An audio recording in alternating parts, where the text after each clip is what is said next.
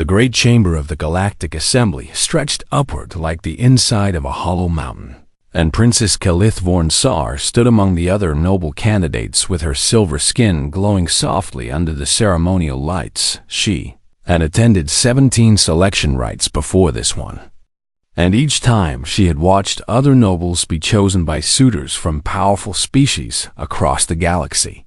But no one had ever stepped forward for her because she was too valuable and too dangerous a political prize. The selection rite was older than memory itself, older than the first starships that carried her ancestors across the void between worlds, and its laws were carved into the very foundation of galactic civilization. Any eligible noble could be selected by a suitor from an allied species, and once the words were spoken in the sacred chamber, the bond could only be broken through challenge or death. Kalith's father, King Varanthos of the Ascendancy, sat upon his elevated throne at the far end of the chamber, his 4 eyes watching the proceedings with the patience of a predator who had ruled for 600 years. He had made it very clear to the galaxy that anyone who dared select his daughter would face consequences beyond imagination. And so the princess had stood alone at every rite. Untouched and unchosen today would be different. Though she did not know it yet, the High Adjudicator Cyril, an ancient being whose body was made of living crystal, called forth the suitors one by one in a voice that rang like chimes in a storm. Representatives from the Keth Dominion stepped forward to select minor nobles from border worlds, and emissaries from the Crystalline Collective chose partners from the merchant houses, and warriors from the Void clans claimed their bonds with fierce declarations of intent. Keyleth watched it all with the distant interest of someone who knew she would never participate, and she let her mind wander to the report she had been reading about trade negotiations and fleet movements along the Outer Rim. Then she heard the footsteps. They were wrong somehow, too soft and too steady, and they did not match the heavy tread of the Keth, or the gliding motion of the Collective, or the sharp march of the Void clans. She turned her head and saw a human walking toward the center of the chamber. The whispers began immediately, spreading through the assembled nobles like fire through dry grass, because humans were not supposed to be here among the suitors. They were tolerated in the assembly as observers and minor diplomats, but they were considered too young as a species, too primitive, too fragile to participate in the sacred traditions of the elder races. This human wore the formal uniform of the Terran Diplomatic Corps, dark fabric with silver trim that somehow made him look both simple and dignified at the same time.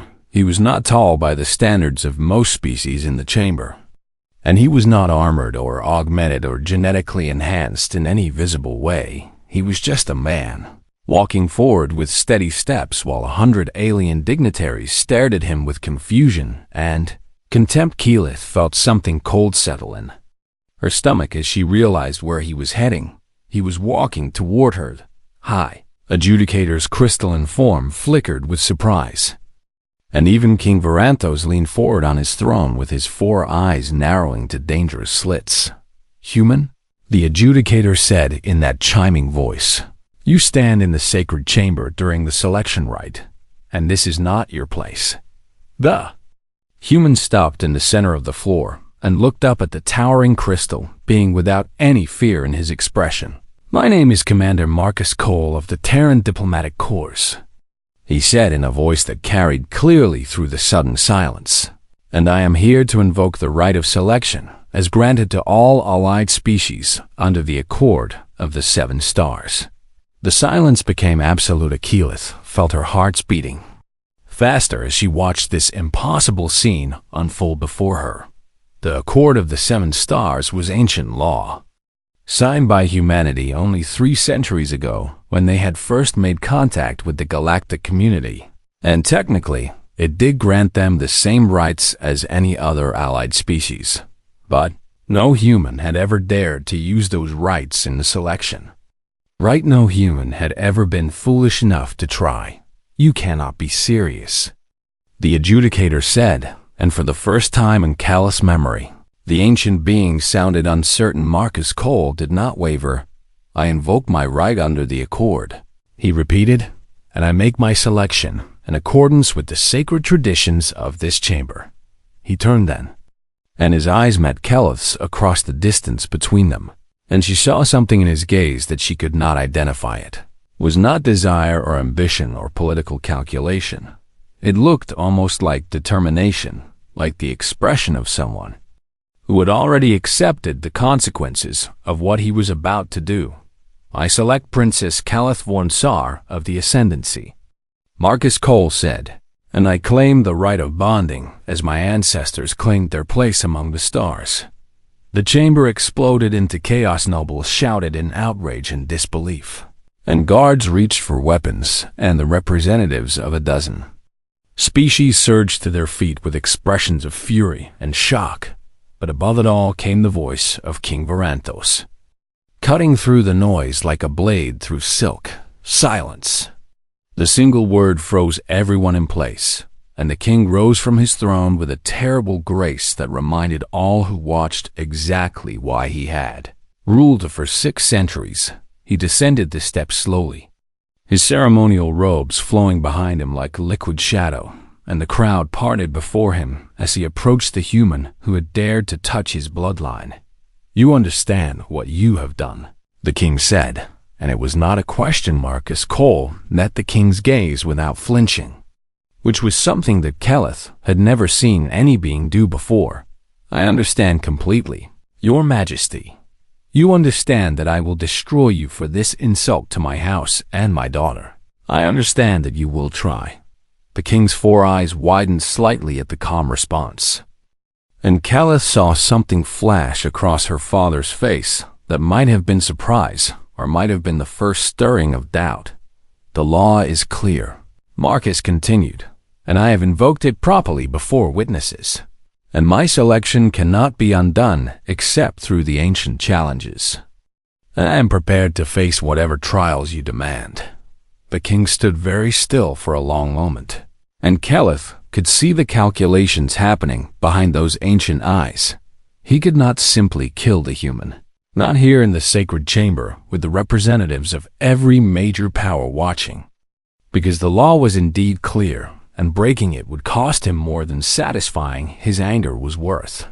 "Very well," King Varanthos said at last, "then let the tribunal convene, and let us see how long your courage lasts when you face the consequences of your foolishness." He turned to the adjudicator with cold command in his voice. "Summon the tribunal, and let this matter be settled before the day ends, and let the galaxy witness what happens to those who reach beyond their station."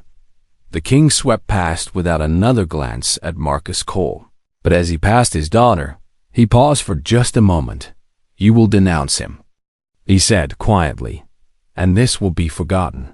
Then he was gone, and the guards were moving forward to take Marcus into custody, and the chamber was filling with the buzz of 1,000 conversations as the news spread across the galaxy. Calith watched them lead the human away, and she could not stop thinking about what she had seen in his eyes. There had been no fear there, no regret, no sign that he had acted rashly or without thought. He had known exactly what he was doing, and he had done it anyway. She needed to understand why a human had just thrown away his career, his freedom, and probably his life to select a princess he had never spoken to. And Caleth Vorn Sar was not going to let him die without knowing the reason. She turned and walked toward her private chambers, already planning how to reach the prisoner before the tribunal could silence him forever. The holding cells beneath the assembly chamber were cold and quiet, and Marcus Cole sat on the metal bench with his hands resting on his knees as he waited for whatever came next. He had known this moment would come from the instant he stepped forward in the sacred chamber, and he had made his peace with the consequences long before he spoke the words that sealed his fate. The guards outside his cell were Keth warriors, massive beings with armored skin and eyes that glowed with hostility whenever they looked at him. And they had made it very clear that they would enjoy the chance to tear him apart if he gave them any reason. Marcus did not intend to give them one. Heard footsteps approaching. lighter than the heavy tread of the Keth, and he looked up to see Princess Calithvorn Sar standing at the entrance to his cellar. Silver skin caught the dim light in ways that made her seem almost ethereal, and her violet eyes studied him with an intensity that most humans would have found unsettling. Marcus simply waited. "Leave." "U.S." the princess said to the guards without. Looking at them, the Keth warriors exchanged uncertain glances, because their orders had come from the king himself. But the princess carried royal authority that could not be easily dismissed. "Your Highness," one of them began. The king commanded. "I am invoking my right to question the one who selected me," Calith interrupted. "And this right is older than any command my father could give. So you will leave us, or you will explain to the tribunal why you interfered with sacred tradition." The guards departed with obvious reluctance, and soon Marcus was alone with the princess, whose life he had just appended. She stepped closer to the energy barrier that separated them, and her expression was impossible to read. "You are either the bravest human I have ever encountered," she said, "or the most foolish." "Maybe both," Marcus replied. "Why did you do it?" It was the question he had been waiting for. The reason he had accepted this mission, despite knowing it would probably kill him. And he stood slowly to face her properly. "Your Highness, before I answer, I need to ask you something." Calith's eyes narrowed slightly. "You are not in a position to make demands." "Not a demand. Just a question. How much do you know about the health of your own species?" The princess went very still, and Marcus saw something flicker across her face that might have been surprise or might have been recognition. "What do you mean?" "I mean the declining birth rates among the noble houses, and the increasing genetic abnormalities in each generation, and the fact that your royal physicians have been falsifying health records for nearly 2 centuries. Calith's silver skin flushed violet, which Marcus had learned was a sign of strong emotion in her species. "How do you know about this?" "Because some of your scientists reached out to us," Marcus said, "and they were desperate. And they believed that humanity might be the only species that could help." He reached into his uniform and pulled out a small data crystal. Holding it up so she could see it, "Everything is on here. The medical records, the genetic analyses, the projections for what happens to the ascendancy if nothing changes." Calith stared at the crystal as if it might explode. "You are saying that my people are dying." "I am saying that your people have been dying for generations. Slowly enough that most of them do not realize it, but quickly enough that your geneticists have been in panic for the last 50 years. Marcus stepped closer to the barrier, and his voice dropped to something softer and more urgent. "The noble bloodlines are collapsing, Your Highness, and within 3 or 4 generations, there will not be enough viable offspring to maintain your population. And the ascendancy, as you know, it will simply cease to exist. And you think humans can somehow stop this? We know we can." Marcus held the data crystal between them like an offering. "Human DNA is different from every other species in the galaxy. It is chaotic and unpredictable and full of mutations that would be considered defects in any properly designed genome. But that chaos is also why we adapt to everything, why we survive things that should kill us, why we evolved in the first place." He took a breath and continued. "Your scientists discovered that human genetic material is uniquely compatible with ascendancy biology, and when combined properly, it does not just fix the degradation, it reverses it. And it creates offspring that are stronger and more resilient than either parent species alone." Calith was silent for a long moment, processing what he had told her. "You selected me because you want to breed with my people like livestock." "No," Marcus said firmly. "I selected you because you are the king's daughter, and only someone of royal blood has the authority to accept this alliance. And every other path we tried was blocked by your father's pride." He lowered the crystal and met her eyes directly. "Your father knows about the plague. Your Highness, he is known for decades, and he has chosen to let his people die rather than accept help from a species he considers inferior. That cannot be true. Ask your royal physicians, the real ones who have not been bought or silenced, and they will tell you what they have been forbidden to say publicly. Calith's hands had curled into fists at her sides, and her breathing had quickened with anger or fear, or some combination of both. Why would he do this? Because to your father, accepting human help would be worse than extinction, and he would rather watch his grandchildren's children turn to dust than admit that the primitive little humans from that backwater planet might have something the great ascendancy needs. Marcus stepped back and sat down on the bench again, suddenly looking very tired. I did not come here to insult your people or your father, Your Highness, and I did not come here expecting to survive. But someone had to do something, and my government decided that I was the right person to try, because you were expendable, because I was willing. Calith studied him for a long moment, and her expression slowly shifted from anger to something that looked almost like respect. You walked into the heart of an empire that despises your species, knowing that you would probably die, because you wanted to save a people who have shown you nothing but contempt. That is essentially correct. Why? Marcus smiled slightly, and there was something sad in his expression, because that is what humans do. Your Highness, we see people in trouble, and we try to help, even when it is dangerous, even when they do not want our help, even when they might kill us for offering. He shrugged. It is probably our greatest weakness, but it is also what makes us who we are. And I would rather die trying to help than live knowing I did nothing. The princess was quiet for what felt like a very long time, and Marcus could see the conflict playing out behind her violet eye. She was weighing everything he had told her against everything she had been taught to believe, and he knew that the next few minutes would determine the fate of two civilizations. The tribunal will demand my testimony. She finally said, I know. My father expects me to denounce you. I know that too. What do you want me to do? Marcus looked at her with that same calm certainty he had shown in the sacred chamber. I want you to tell the truth, Your Highness, whatever that truth is to you, and whatever consequences it brings. He leaned back against the cold wall of his cell. I have done what I came here to do, and now the choice belongs to you, and I will accept whatever you decide.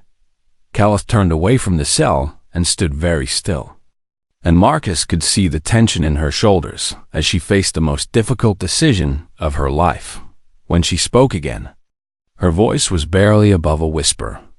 Give me the data crystal. Marcus stood and pressed the crystal against the energy barrier, and she reached through to take it with fingers that trembled slightly. I need to verify what you have told me. I understand. She turned to look at him one last time, and there was something new in her eyes, not trust exactly, but perhaps the beginning of it. If you are lying to me, human, I will kill you myself. If I'm lying to you, Your Highness, I will hand you the knife. The princess left without another word, and Marcus Cole settled back onto his bench to wait for whatever came next. He had planted the seed, and now he could only hope that it would grow.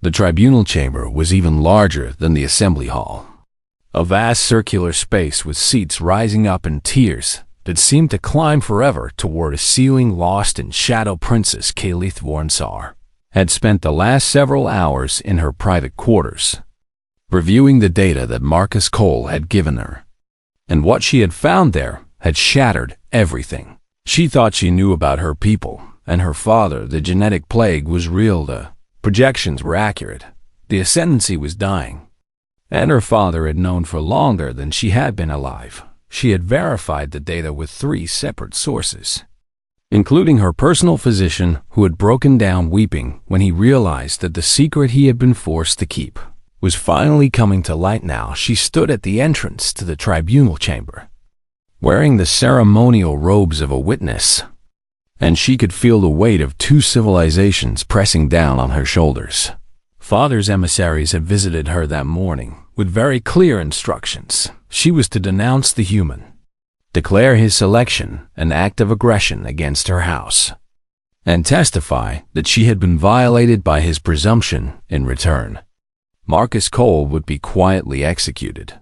The matter would be forgotten, and life would continue as it always had. Life would continue, Calith thought bitterly.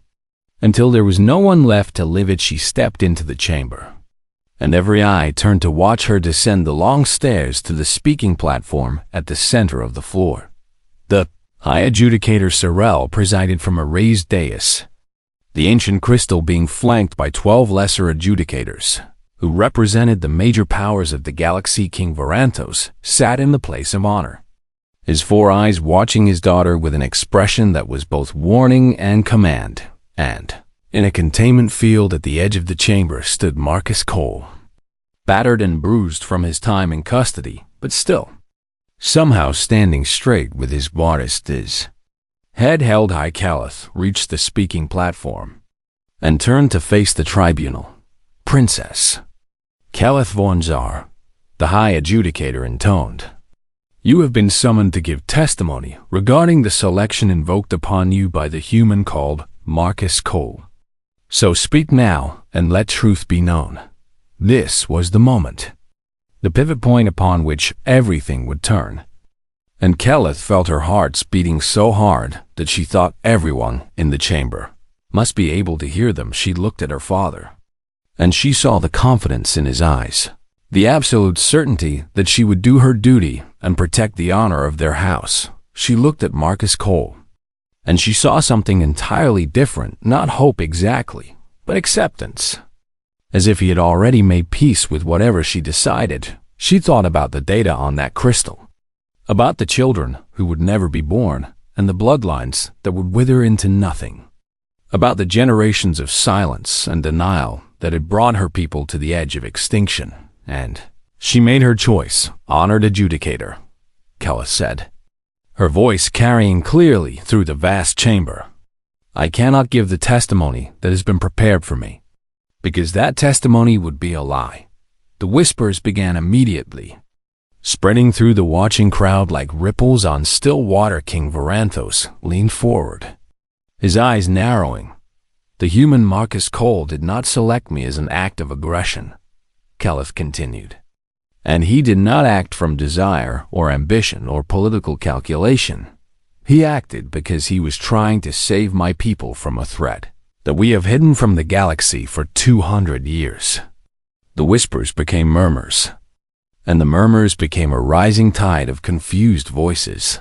"Silence," King Varantos commanded, rising from his seat with fury blazing in his eyes. "My daughter is clearly unwell, and this testimony cannot be." "I invoke the right of truth-speaking," Calith said, cutting him off, "as granted to any member of the royal blood who reveals an existential threat to our species." The words froze her father in place, because the right of truth-speaking was ancient law, older even than the selection right, and it protected the speaker from all interference until their truth was fully told. The High Adjudicator's crystalline form flickered with surprise. "The right is invoked and recognized. So speak your truth, princess, and let none interrupt." Calith took a deep breath and turned to face the watching galaxy. "The ascendancy is dying," she said, "and we have been dying for generations. Slowly enough that most of our people do not know, but surely enough that our geneticists have been in a panic for 50 years. She raised her hand, and a holographic display sprang to life around her, showing the data from Marcus Cole's crystal. "These are the birth rates among our noble houses over the last 3 centuries. You can see the decline beginning here, accelerating here, and reaching critical levels within my own lifetime." The images shifted to show genetic analyses, probability curves, population projections that pointed toward only one conclusion: within 3 to 4 generations, the bloodlines of the ascendancy will be extinct, and our civilization will collapse. and there will be nothing left of us but empty monuments and forgotten names. The chamber had gone completely silent now, and Keleth could see the shock on hundreds of alien faces as they absorbed what she was telling them. "My father has known about this for decades," she said, and she heard the gasps that followed her words. "And he has chosen to conceal it rather than seek help, because the only known solution requires cooperation with a species he considers beneath our dignity." She turned to look at Marcus Cole, who stood watching her with an expression she could not quite read. "Human DNA is uniquely compatible with our biology, and when properly combined, it does not just stop the degradation, it reverses it, creating offspring stronger than either parent species." She turned back to the tribunal. "Commander Cole did not select me for himself. He selected me because I am the only one with the authority to accept the alliance he offers, and because every other path his people tried was blocked by my father's pride." King Varanthos had gone very still, and his silver skin had flushed so dark that it was almost black. "You would betray your own blood," he said, his voice barely above a whisper. "I would save my own blood," Keleth replied, "and the blood of every child who will never be born, if we continue on this path of silence and denial." She walked toward her father, climbing the stairs to stand directly before his throne. "You would let our children's children turn to dust rather than accept help from a species you consider primitive. And that is not pride, father. That is murder." The king rose to his full height, towering over his daughter with rage burning in his 4 eyes. "You speak of things you do not understand. I understand that you chose extinction over humility, and I understand that you expected me to help you hide this choice from our people, and I understand that I cannot do that." Keleth turned to face the tribunal once more. "I accept the selection made by Commander Marcus Cole, and I ask this tribunal to recognize the alliance between our peoples. And I call upon my father to set aside his pride and embrace the salvation that humanity offers." The chamber erupted into chaos, with voices shouting and bodies moving, and the very foundations of galactic politics shifting beneath the weight of what she had revealed. But through it all, Keleth kept her eyes on Marcus Cole, and she saw him smile at her, a small smile, tired but real. The smile of a man who had gambled everything and won. "The king invokes trial by champion." Her father's voice cut through the noise like a blade. And suddenly, the chaos fell away into something much more dangerous. "Let the human prove his worth in combat, and let his blood answer for the crimes committed against my house." Keleth felt ice spreading through her veins as she understood what her father had done. He could not silence her truth, but he could still destroy the man who had brought it to light, and there was nothing in the ancient laws that could stop him. The combat sphere floated in the center of the arena like a small moon, a perfect transparent orb 100 meters across where gravity could be controlled, and warriors could fight in 3 dimensions. Princess Keleth stood in the observation gallery, with her hands gripping the railing so hard that her silver skin had gone pale. And she watched as the 2 combatants were sealed inside the sphere. On one side stood General Kethver, the king's champion, a warrior who had never known defeat in 300 years of warfare. He was 8 feet tall, with muscles that looked like they had been carved from living stone, and his 4 arms each held a different weapon: a plasma blade, a kinetic hammer, a neural whip, and a targeting scanner that fed information directly to his augmented brain. He had killed 9 opponents in trial by champion before this day, and none of them had lasted longer than 10 minutes. On the other side stood Marcus Cole. The human wore a standard tactical suit that provided basic protection and mobility enhancement, but nothing compared to the advanced combat systems integrated into the general's body. He carried a single weapon, a compact blade that looked almost primitive next to the arsenal. Arrayed against him, the galaxy was watching through thousands of holographic feeds. And Keleth knew that most of them expected to see a slaughter. She was terrified that they were right. "This is wrong," she said to the adjudicator beside her. "And you know it is wrong. He cannot possibly win against Kethver." "The law is clear," the adjudicator replied. "And the king has invoked his right, and the human accepted the challenge. He had no choice." "There is always a choice, princess." And Commander Cole made his when he stepped forward in the sacred chamber.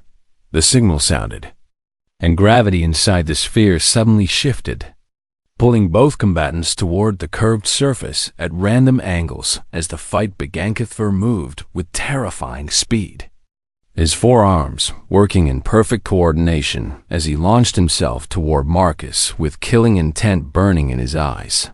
The first exchange lasted perhaps 3 seconds, and by the end of it, Marcus was bleeding from a gash across his shoulder and spinning helplessly through the zero gravity.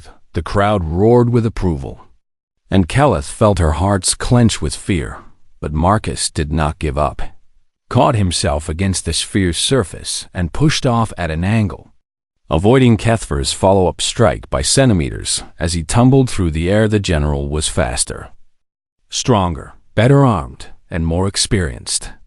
But Marcus moved with a desperate efficiency that kept him alive second by second. 5 minutes passed, and Marcus was battered and bloodied, but still fighting. 10 minutes passed, and the crowd had grown quieter, confusion replacing anticipation as they watched the human refuse to fall. 15 minutes passed, and Keleth began to understand something that the rest of the galaxy was only starting to realize. Humans were not designed for easy victories. They were designed for survival. Every injury that should have slowed Marcus down seemed to make him more focused. Every blow that should have broken him only made him more determined. And every time he was knocked down, he found a way to get back up. Kethver began to show the first signs of frustration, his attacks becoming wider and more aggressive as he tried to end the fight that should have been over in the first minute. "What is he doing?" someone in the gallery asked, their voice filled with genuine confusion. Alith understood. Even if she could not quite believe it, Marcus Cole was not trying to win through superior strength or skill. He was trying to outlast his opponent, to survive long enough that the general made a mistake. It was a strategy that should have been impossible against a warrior of Kethver's caliber. But humans had evolved on a world that tried to kill them every day, and their bodies had learned to endure things that would destroy any other species.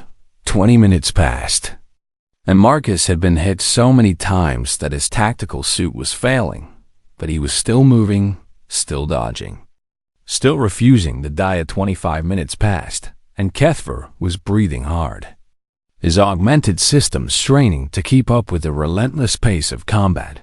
30 minutes passed, and something extraordinary happened. The general stumbled. It was barely noticeable, just a slight hesitation in his movement.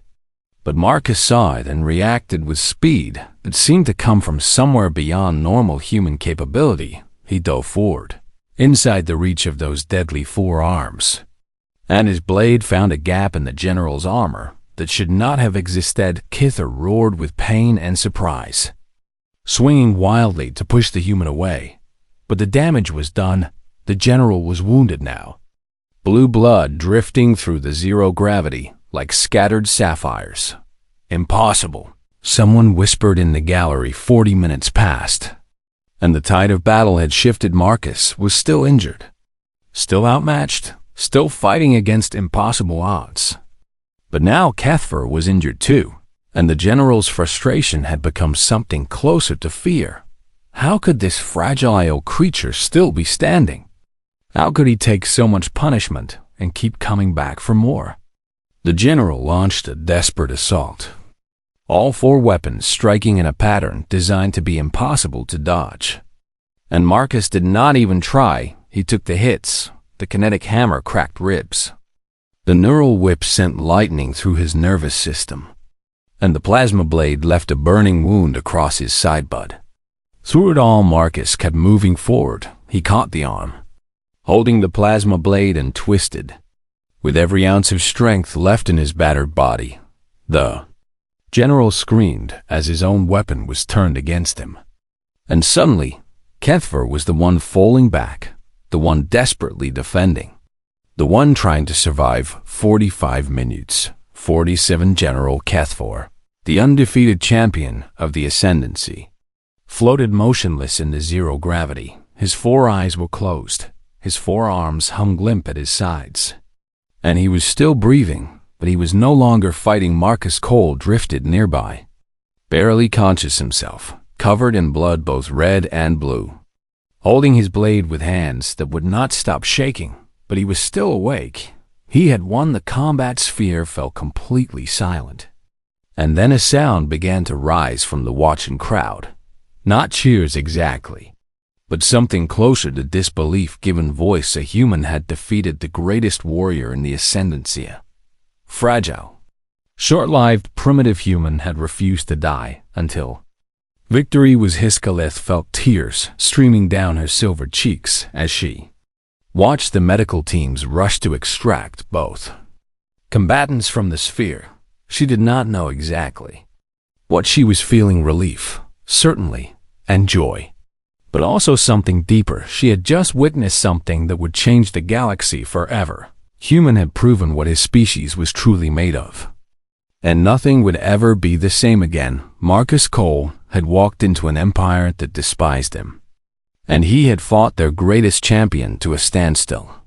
And he had won not through superior strength or technology, but through the sheer, stubborn, magnificent refusal to give up. That was what humanity brought to the galaxy. Not weapons, not ships, not colonies or trade goods, just an unbreakable determination to survive. No matter what the universe threw at them. Keleth pushed away from the railing, then ran toward the medical bay, desperate to reach Marcus before anyone else could. She had much to say to the impossible human who had just changed her life forever. The medical bay was quiet, except for the soft hum of healing machines, and Marcus Cole lay on a bed designed for a species twice his size, while his body slowly recovered from the brutal punishment it had endured. Princess Keleth sat beside him, watching the monitors that tracked his vital signs and marveling at how quickly human bodies could repair themselves.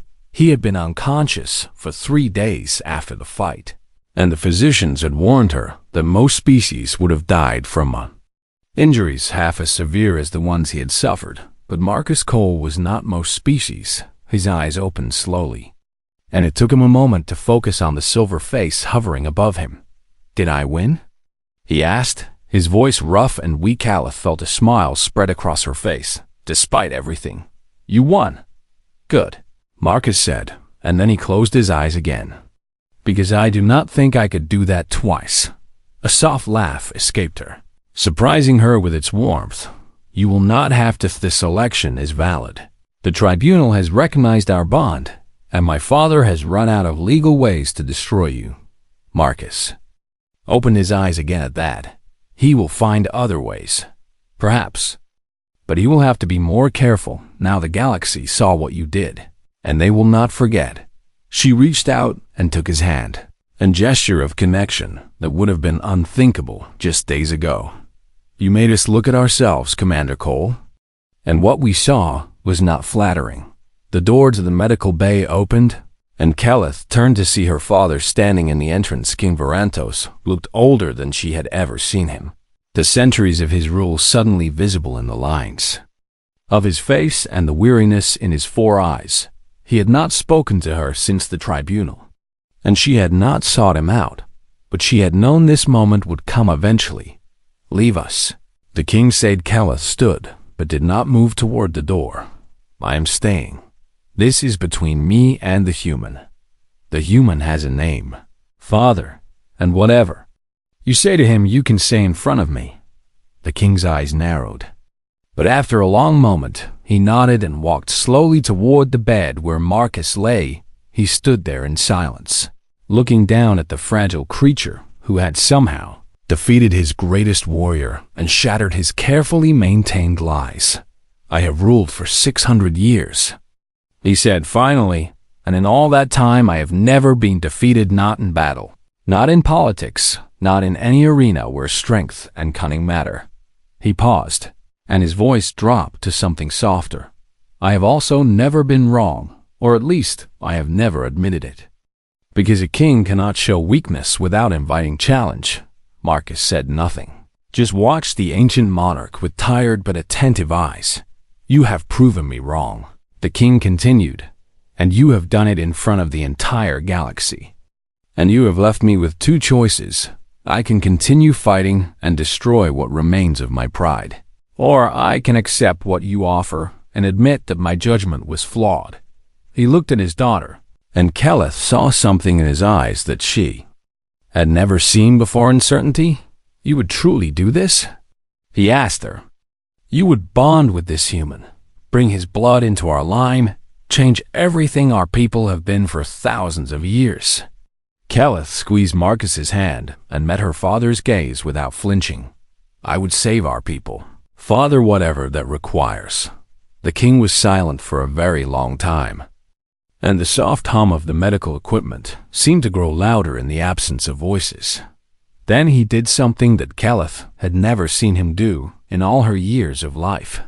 He bowed his head. The humans have a saying, King Varanthos said quietly, that it is no shame to accept a hand offered in friendship. My daughter taught me this, and I am trying to believe it. He raised his head and looked at Marcus Cole with an expression that was not quite respect but was no longer contempt. You came here expecting to die, and you fought against impossible odds, and you did it all to save a people who showed you nothing but hatred. His voice cracked slightly. Why? Marcus smiled, the same tired smile he had shown Keleth in his cell so many days ago, because that is what humans do. Your Majesty, we see people in trouble, and we help, even when it costs us everything. The king shook his head slowly. We warned the galaxy about your species. We told them you were dangerous, unpredictable, too emotional to be trusted. And were you wrong? No, the king admitted. We were absolutely right. You are all of those things, and that is exactly what makes you terrifying. He stepped forward and extended his hand toward Marcus in the human gesture of greeting that he must have learned specially. For this moment, perhaps it is time we learned from your example. Marcus reached up with effort and clasped the king's hand. And in that moment, something shifted in the room, something that felt like the turning of a great wheel that had been stuck for centuries. The tribunal is waiting, the king said as he released Marcus's hand, and the galaxy is watching to see what we will do next. He looked at his daughter with something that might have been the beginning of respect. Come, both of you, let us show them what this alliance truly means. The announcement was made before the full tribunal, with representatives from every major power in the galaxy watching through holographic feeds. King Varanthos stood beside his daughter and the human who had changed everything, and he spoke words that would echo through history for generations to come. The Ascendancy accepts the alliance offered by the Terran people, he declared, and we acknowledge the bond between Princess Keleth and Commander Marcus Cole as valid and sacred. He paused, and when he continued, his voice carried a weight that silenced every whisper in the vast chamber. We also acknowledge that we were wrong to hide our weakness, wrong to reject the help that was offered, and wrong to underestimate the species that had the courage to offer it. He turned to face Marcus, who stood supported by Keleth but standing nonetheless. Humanity has shown us something today that we have forgotten, that true strength is not found in pride or isolation, but in the willingness to reach across the void and help those in need. The king raised his voice so that every being in the chamber could hear. Let the Von Saar Accord stand as testimony to this truth, and let no one forget what happened here today. The chamber erupted in a sound that was not quite cheers, but carried the same energy, the sound of a galaxy realizing that everything they thought they knew about humans was wrong. They were not primitive or fragile or insignificant. They were stubborn and brave and impossibly kind. And they had just proven that they belonged among the stars. Keleth looked at Marcus as the noise washed over them. and she saw him smiling despite his exhaustion and his injuries. Was it worth it? She asked. Marcus looked at her father, at the vast chamber full of beings who were finally beginning to understand what humanity truly was. Every moment, he said, and standing there in the heart of an alien empire, holding the hand of a princess who had chosen truth over tradition. Marcus Cole knew that this was only the beginning. Humanity had proven something today that would reshape the galaxy for generations to come. They were not here to conquer or dominate or exploit. They were here to help, to connect, to build bridges across the darkness between stars, and nothing in the universe would ever stop them from reaching out their hands.